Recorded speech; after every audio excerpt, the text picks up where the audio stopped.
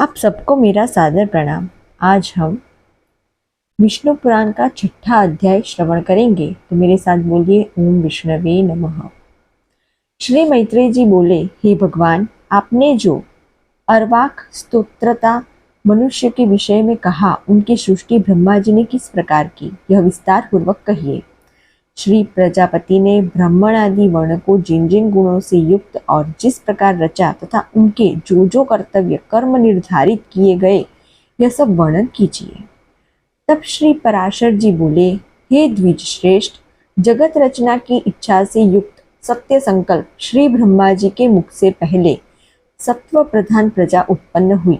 तदंतर उनके वक्षस्थल से रजह प्रधान तथा जंघाओं से रज और तम विशिष्ट सृष्टि हुई। हे द्विजोत्तम, चरणों से ब्रह्मा जी ने एक और प्रकार की प्रजा उत्पन्न की, वह तमह प्रधान थी। यही सब चारों वर्ण हुए। इस प्रकार है ब्राह्मण, क्षत्रिय, वैश्य और शूद्र, ये चारों क्रमशः ब्रह्मा जी के मुख, वक्षस्थल, जानु और चरणों से उत्पन्न हुए। हे महाभाग, ब्रह्मा जी ने यज्ञ अनुष्ठान के लिए ही यज्ञ के उत्तम साधन रूप इस संपूर्ण चतुर्वर्ण्य की रचना की थी। हे धर्मज्ञ, यज्ञ से तृप्त होकर देवगण जल बरसाकर प्रजा को तृप्त करते हैं, अतः यज्ञ सर्वथा कल्याण का हेतु है। जो मनुष्य सदा सर्वधर्म परायण, सदाचारी, सज्जन और सुमार्गामी होते हैं, इन्हीं से यज्ञ का यथावत अनुष्ठान हो सकता है। हे मुने, मनुष्य इस मनुष्य शरीर से ही स्वर्ग और अपवर्ग प्राप्त कर सकता है तथा और भी जिस स्थान की उन्हें इच्छा हो उसी को जा सकता है। हे मुनि सत्तम, ब्रह्मा जी द्वारा रची हुई वह चतुर्वर्णीय विभागों में स्थित प्रजा अति श्रद्धायुक्त आचरण वाली, स्वेच्छा अनुसार रहने वाली, संपूर्ण बाधाओं से रहित, शुद्ध अंतःकरण वाली, सत्कुलोत्पन्न और पुण्य कर्मों के अनुष्ठान से परम पवित्र थी। उसका चित्त शुद्ध होने के कारण उसमें निरंतर शुद्ध स्वरूप श्री हरि के विराजमान रहने से उन्हें शुद्ध ज्ञान प्राप्त होता था, जिससे वे भगवान के उस विष्णु नामक परम पद को देख पाते थे। फिर त्रेतायुग के आरंभ में हमने तुमसे भगवान के जिस काल नामक अंश का पहले वर्णन किया है, वह अति अल्प सार वाले यानी कि सुख वाले तुच्छ और घोर यानी कि दुखमय पापों को प्रजा में प्रबुद्ध कर देते हैं। हे मैत्रेय, उससे प्रजा में पुरुषार्थ का विघातक तथा अज्ञान और लोभ को उत्पन्न करने वाला रागादि रूप अधर्म का बीज उत्पन्न हो जाता है। तभी से उसे वह विष्णु पद प्राप्ति रूप स्वाभाविक सिद्धि और रसोल्लास आदि अन्य अष्ट सिद्धियां नहीं मिलती। उन समस्त सिद्धियों के क्षीण हो जाने और पाप के बढ़ जाने से फिर संपूर्ण प्रजा द्वंद्व, हास्य और दुख से आतुर हो गई। तब उसने मरुभूमि, पर्वत और जल आदि के स्वाभाविक तथा कृत्रिम दुर्ग और पुर तथा खरवट आदि स्थापित किए। हे महामते, उन पुर आदि को में शीत और धाम आदि बाधाओं से बचने के लिए उसने यथा योग्य घर बनाए। इस प्रकार शीतोष्णादि से बचने का उपाय करके उस प्रजा ने जीविका के साधन रूप कृषि तथा कला कौशल आदि की रचना की। हे मुने, धान, जौ, गेहूँ, छोटे धान्य, तिल, कंगनी, ज्वार, कोदो, छोटी मटर, उड़द, मूंग, मसूर, बड़ी मटर, कुल्थी, राई, चना और सन, ये 17 ग्राम्य औषधियों की जातियां हैं। ग्राम्य और वन्य दोनों प्रकार की मिलाकर कुल 14 औषधियां याज्ञिक है।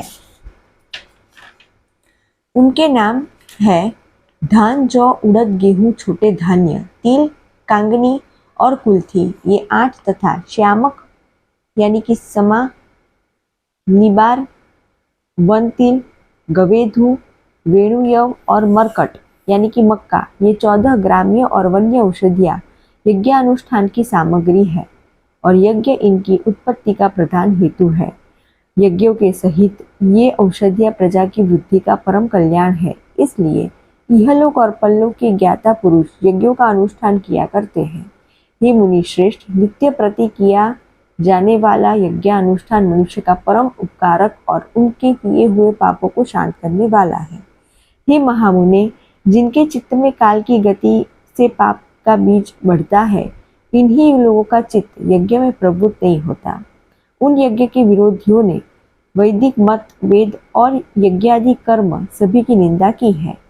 वे लोग दुरात्मा, दुराचारी, कुटिल मति, वेद विनिंदक और प्रभुति मार्ग का उच्छेद करने वाले ही थे।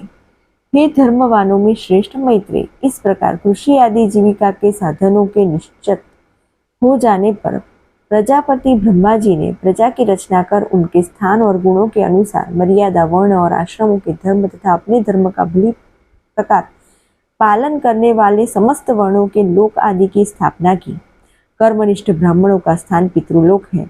युद्ध क्षेत्र से कभी न हटने वाले क्षत्रियों का इंद्रलोक है तथा अपने धर्म का पालन करने वाले वैश्यों का वायुलोक और सर्वधर्म परायण शूद्रों का गंधर्वलोक है।